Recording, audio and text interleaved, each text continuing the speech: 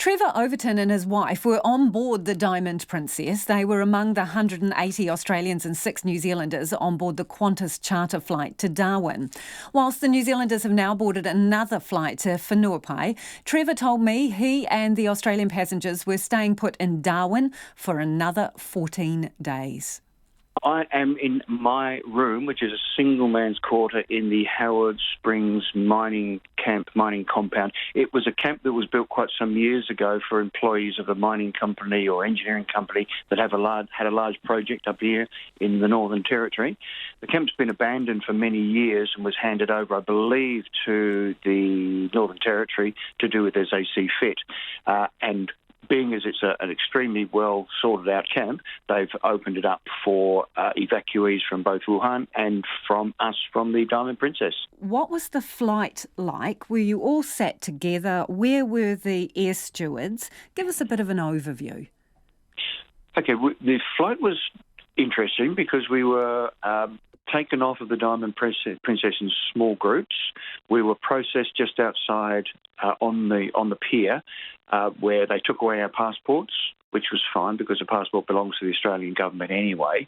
They took away our passports and gave us a boarding pass. It appears that it was a Boeing 747-400, so the seat configuration inside was 343. We had a window and a middle seat. There was nobody in the aisle seat. In the four in the middle, all four were taken up with two couples, and then on the other side. That wasn't all the case. Some had 3 seats occupied, and there were several rows with no seats occupied at all. People moved around.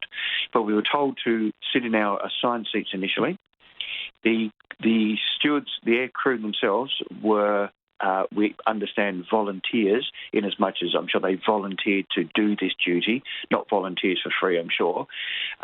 And they were all wearing masks all the time. They didn't take them off. They didn't do anything. They looked after us. They gave us a meal, very simple meal, and that was all. They helped people who needed help. They made sure we were all wearing our masks. We spread out across those 3 seats, of course. The flight was about 6.5 hours long.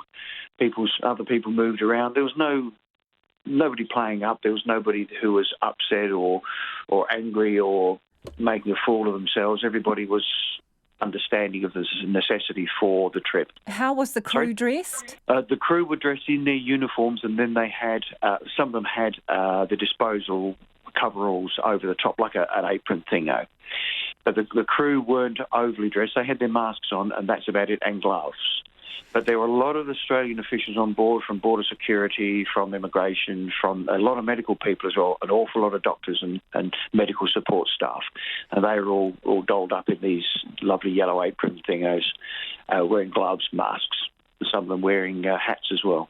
How many times were you tested for coronavirus in that immediate window before you got on the plane?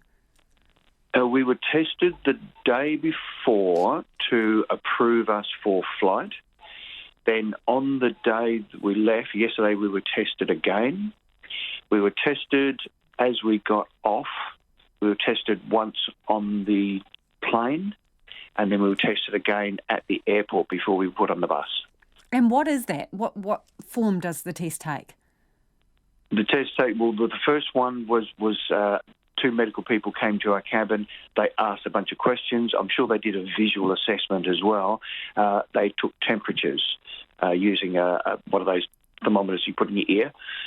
And they took our temperatures. Then they said, well, okay, you're not showing any signs of fever, no symptoms at all, so you're clear to flight. They also had a list of people that were flying or potentially flying. They only had those who had tested negative for the virus.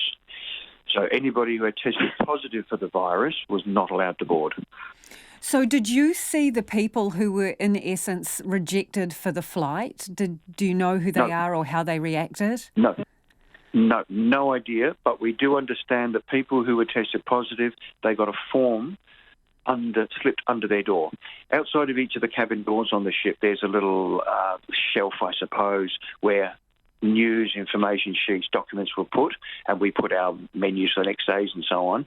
But apparently for anybody who tested positive, they got a form slipped under their door so that obviously you didn't have to open your door and infect anybody else. And they had instructions, and I don't know what those instructions were. And what did you get? Did you get this letter from the Japanese government saying you were clear to disembark? No, the people who were negative were not told they were negative. It's just the people who were positive were told they were positive. But like I say, with the Australian medical officials, they had a list of all those people who had tested negative, and they were the ones who were tested and prepared for flight. Hey, you're all on the plane together, right? You're all mixing, you're breathing the same air and all the rest of it. So how do you feel about that, given that people have described the Diamond Princess as a giant petri dish and an absolute failure in terms of quarantine? Were you worried about sharing that space in the plane?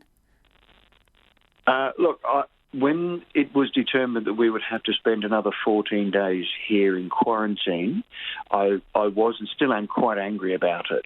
I'm resigned to the fact, but I'm still quite angry about it. I understand the reason, because there's been a lot of fear generated in Australia by the Australian media, and that has caused concern amongst the population, and they don't want us coming there infecting them. I understand the reason, but the logic escapes me.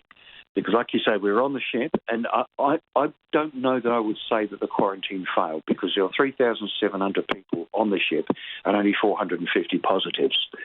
So if you consider the fact that a 14-day quarantine period is designed to capture anybody who was infected just before the quarantine started, with an incubation period of up to 14 days, it's not surprising that more than 10% of the people on board did show symptoms and test positive. I don't know that it failed.